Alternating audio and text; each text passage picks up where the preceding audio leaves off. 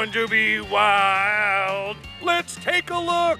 The Origins of Bikers, starring Tom Hardy and Elvis Oscar nominee Austin Butler. We'll catch up with them. And then, how did James Patterson, author of some of the most prolific books turned to movies, co-author a book with Jurassic Park author Michael Crichton, decades after Michael Crichton's passing? We got lots of questions. We'll get answers as he joins us for a chat. Patterson, that is, and for the Exorcism, truly going back to the Exorcist evil roots in a super creepy way. That and more as we take a look.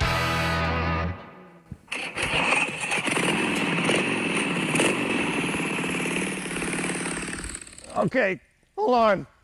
Big dramatic entrance coming. Woo! Mark. Oh yeah.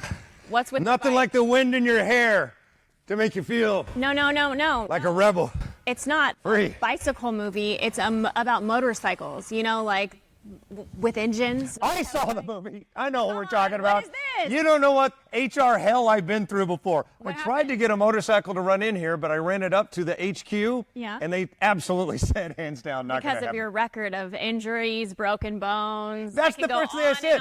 Have On. you seen my mini awry TV stunts? And they said, no, we're worried about the set. Yeah, probably best, to be honest. Knowing you, no offense. Let's leave it to the professionals, Tom Hardy and Austin Butler. Yeah, LCDs ain't cheap, so I No. get you, HR. It's okay. Yeah. No problem there. Let's talk about this movie. For all of you rebels, or at least people that want to know where the bike craze started, where the very first motorcycle gang essentially happened, this is probably the best snapshot you're ever going to see. Sure, movies like a long list of previous movies There's a lot of motorcycle got movies. very close. This one, however, really takes you there. Yeah, because it's based on an actual true writer from the 60s of this motorcycle gang, that it's based on a photo book, so it's based on true characters, which I love when they do that, when they add history with fiction. It's amazing. Yeah, it's a great snapshot of the era, too. Talk to Austin Butler himself and J.D. Comer, who we should know through... Killing Eve. Yeah, Hello, she was a psychopath in that. And won an Emmy Award. We talk. Take a look. I like your jacket. Thank you. Like, normally I try to look like the last guy with the three-piece suit, but I thought, No, there's this is nothing good. legit about that. So I know, I've seen him on a bike, but how about you? Do you lean into the culture? I lean into it in the sense of getting on the back of his. No, it's incredible. I mean, it's so enticing, and you look at this kind of subculture, and you look at it, and it's so cool, and the people are so authentic. So, like, to kind of embrace that whilst filming. I mean, I'm like my character Kathy, and that's oh my god, My kid. I'm like my character. Sorry. That's okay. Don't make this mess. I'm like my character Kathy in that sense, and that she wasn't a part of this world, and she kind of got swept up into it. So that was kind of fun to have that in common. Every now and then we see movies as critics that we know are a snapshot of a culture and a time that are going to last forever. Like, I'm sure when people saw Easy Rider for the first time, they said, this is going to be around forever. People will be talking about this for generations. Wow. And this is the same. Did you feel it going into it? Did you know it when you read the words? Did you know it when you were on the day? I don't feel like I ever know, but I feel that what I did know is that Jeff Nichols is incredibly passionate about the story, and he's an amazing filmmaker. I was a huge fan of his, so I had such confidence in him. And then every department head that he brought together just imbues you with a deeper sense of confidence in the integrity of it. It made me feel very confident. Yeah, his signature is definitely on this. I remember talking to him for something else when he was on pre-production for this, and he said that he just played like a sample of audio of the character that the real life person that your character is inspired by. And he said within days, you gave him back a sample that sounded one and the same, that you inhabited the character that quickly. And I know voice work is so boring to talk about, but my God, did you nail the voice? I just loved her. I was like, as soon as I heard her, I was like, one, I'm gonna have to start this now because it's like what, 2 months away, and this is a lot of work. But yeah, I was so inspired and invigorated by the opportunity and wanting to like encapsulate this time and her. So yeah, I jumped right on it. Everybody needs to see this movie. If you were talking to somebody, let's say you're not even in this movie, but you just saw it, you would tell someone, see Bikeriders because It's a great film. Yeah, ultimately that's what I come back to. It's really. It's got such an energy to it. Like I watched it for the first time in I think New York last year, and Jeff put a screening on and quietly left the room and just like left me in there, and I was kind of like fizzing afterwards. Like I left feeling so kind of energized, and I think because it's an incredible ensemble piece, it's like visually very stunning, and it's like the perfect film to see in a cinema. She is phenomenal. The way she adapted that mid-American 1955 voice, which, I mean, how would she even have a record of doing this? She did such a nice job. Yeah, she did an amazing job. And you know who else always does amazing is Michael Shannon. And he has a long-standing relationship with director Jeff Nichols. And you know Michael Shannon, you've interviewed him, I've interviewed him. He's a man of few words, not like us. I'm so glad you brought that up. Yeah, exactly. Michael Shannon's tough to talk to. His character in this movie, I'm afraid, is really close to Michael Shannon. Yeah. But the reason I'm glad you brought that up, because I never do research before I do the interviews. I want them to be real and like come from, a neutral place. You do a great However, job. I knew the Michael Shannon thing before I asked this question of Jeff Nichols. Take a look. We got to talk about the ace in the deck that you have, Michael Shannon. Yeah. From the moment we see him, Yeah. from the utterance, I don't even think it's a line. I think he just kind of grunts something the moment we see him. Yeah. There's actually, even before that shot you're talking about, there's a moment in the bar that he walks up behind Jodie Comer's character and just takes a sip of his beer, and immediately like, there's Michael Shannon. I've been really lucky in my career. He's been in all 6 of my films. I consider him a brother.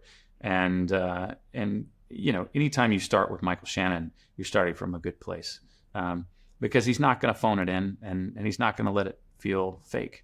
And so having Mike around kind of set the bar.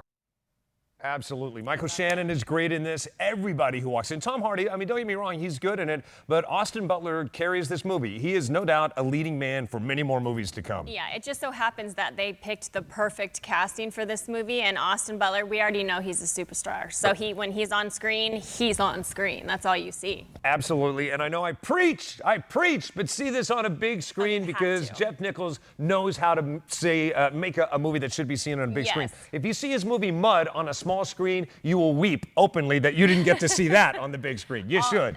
All his movies, the cinematography is outstanding on the big screen. Agreed. All right, coming up next, it's a little bit of a segue. Normally, speaking of screens, we talk about big and small, but coming up next, I want to talk about a book. But we should have called this Take a Read, not Take a Look. All right, you settle down. You read books? It's got something to do with movies. He Two reads? of America's most prolific authors, one of which is now deceased, eerily came together after death to make a new book that will indeed be a movie. We'll talk to James Patterson about it next.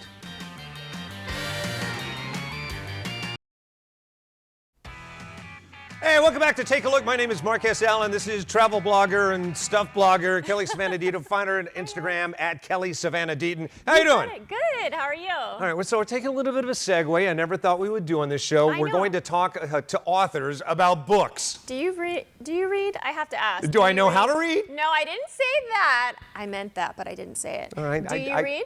I do okay. Look, I'm a simpleton, and I'll read if there's a movie that inspires a book, like I did that with Curious George.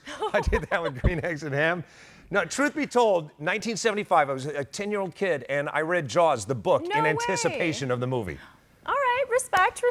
All right, and the reason we're talking about this, 2 of the world's most prolific writers whose books have been turned into movies are now collaborating, despite that one has no longer been with us for about 15 years. I'm talking about Michael Crichton, the author of Jurassic Park, but first of all, James Patterson. Like, you know the movie Kiss the Girls, right? Yes, 1997. Morgan Freeman, Ashley Judd. Who doesn't know that movie? Yeah, or Along Came a Spider, or Alex Cross. This guy made his print on books that went into movie format, and series for that matter, better than most. All right, segue to Michael Crichton. Of course you know Michael Crichton from Jurassic Park, which begat Jurassic World and beyond, right? Yep, huge franchise. The biggest franchise, one could argue. And once they found out it was being made into a Steven Spielberg film, the book doubled its sales. It's just weird how the synergy between books and movies work.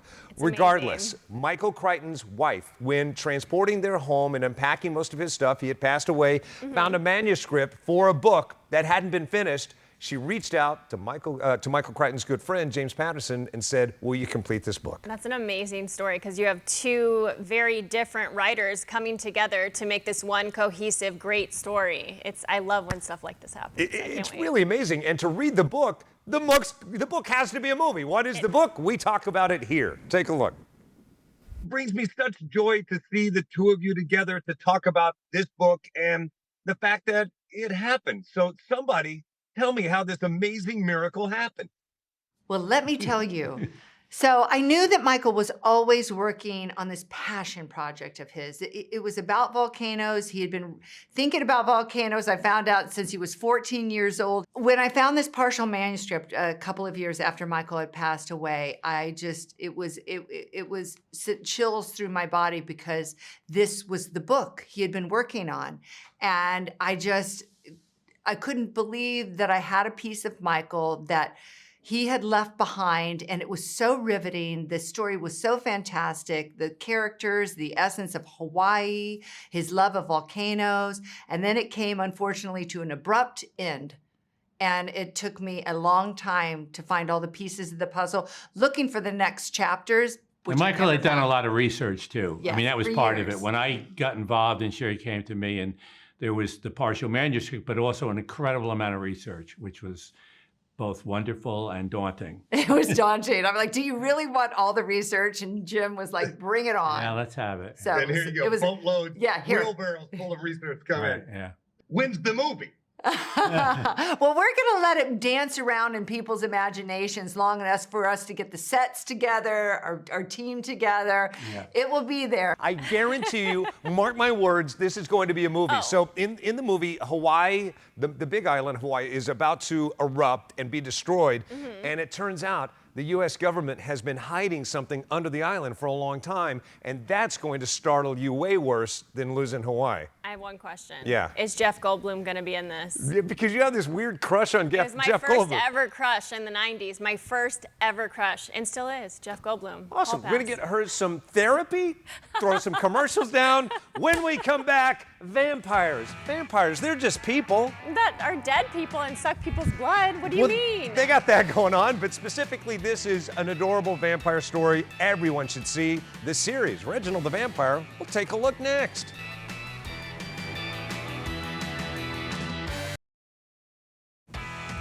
Hey, thanks for hanging out with us on this very special episode of Take a Look. I call it very special because, there's nothing really. It's just awesome. It's always special, right?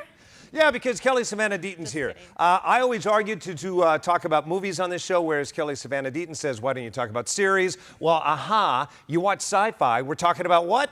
Reginald the Vampire. Exactly. This is a vampire series unlike anything I've ever seen before. You think you've seen it every which way. Via True Blood, via Vampire Buffy. Diaries. Yes. Yeah, this is totally different. Twilight, it Hey. goes on and on. But this is hilarious. This show has so much comedic timing with Jacob. It's amazing. Yeah, he's That's why a it's different. lovable vampire, Reginald. I know. Jacob Batalon is the guy who plays him. Where would we know him from? Oh, a little tiny movie you guys may have heard of, Spider-Man. with Tom Spider-Man's buddy. Holland. Last Yep. time I talked to him, I was in London with Zendaya and Tom Holland to chat with him about it. That time, he was the understudy. I mean, not the understudy, but certainly not the principal role. wasn't the main He character. wasn't the Spider-Man. This time, he is Reginald. We talked. Take a look.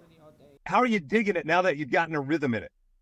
It's really great. I love feeling useful for sure. That's a main thing, but also it's a great time just exploring different emotions with Reginald and really growing our story from the first season. What I love about it, people that love vampires even will tell you that a lot of vampire content is trope. We've seen it before. It's grown tired. But Yeah. this is a whole new way of presenting that story of someone who's going through this. How would you explain it to people? You're next to someone on a plane and say, here's what's cool about my show. I would say that we are very much a human show just based on the background of vampires. We sort of watch Reginald grow as a human being through being a vampire, ironically. And I think that's what makes us more relatable. And obviously because I don't look like a typical vampire and because we poke fun at a lot of tropes that are out there in vampire media. So I think those are sort of like our main differences. See, he's such a good guy. I so love that he is the lead in this. He deserves it. And because of him, this character is so, again, heartwarming, despite the fact that we're talking about a vampire. Check it out on the Sci-Fi Network. That is interesting. Heartwarming with a vampire doesn't really go, but he is so lovable. And this show, again, we're so used to talking about movies. Yeah. This TV series, you will laugh. It has so much heart. It's definitely worth watching. My friends and I used to watch Twilight just to make fun of it, and I love that this vampire movie series series makes fun of itself. All right, let's get some caffeine going in us. When we come back, we're talking about something truly awesome and truly scary. Not making fun of the original Exorcist, actually going back to its roots like you've never seen before, for good reason. We'll talk with the cast and crew next.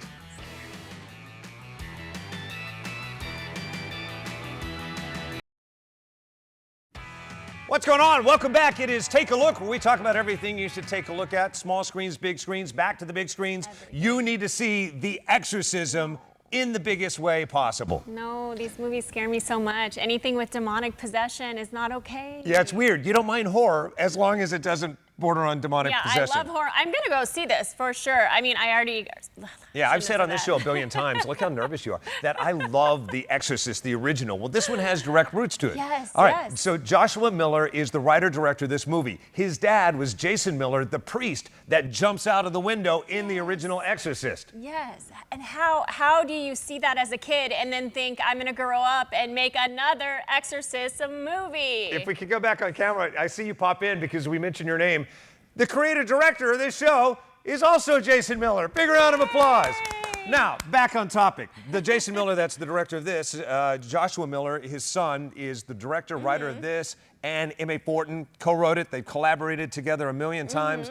Obviously has deep roots in it, and the best thing about this is that it's a demonic movie being made and a movie about that demonic movie. It is. It's a movie within a movie, and it has a lot of other tropes that you don't normally see in horror movies, like the father-daughter relationship that a lot of people aren't going to be drawn to. So it's not just straight horror. It's like a deep character development study, and some scary...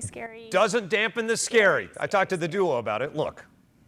You guys, the movie is so amazing. Have you had a chance to see it with a test audience or a legit audience yet?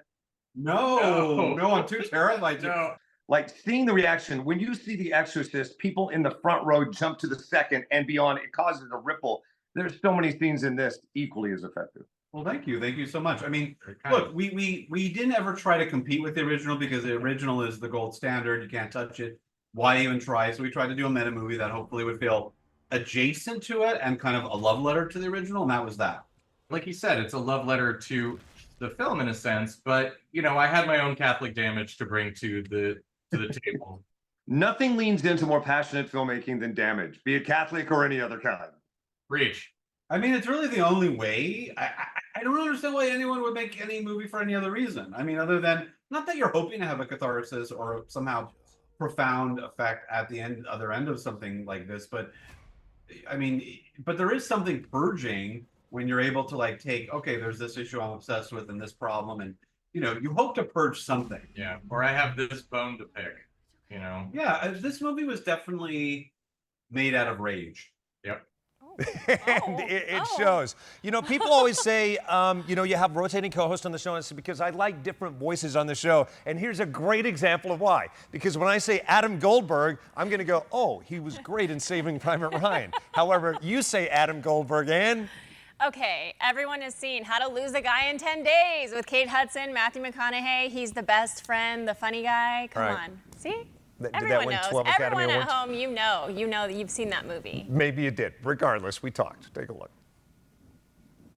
This character you play, not a very nice guy, which typically doesn't bode well by the third act of any of these movies. Yeah, right. Yeah, I know. He's definitely, I guess, the sort of prototypical antagonist, you know, to Russell's character. But, you know, doing it in a way which I think would be relatable probably for anybody who's had a horrible boss. I don't think you have to be in the film industry so much as you had to have been employed by someone who's, you know, really picks at your deepest wounds in order to sort of mine a performance, you know? Yeah, I've been on sets, and I would guess maybe you too. I've been on sets with this guy before.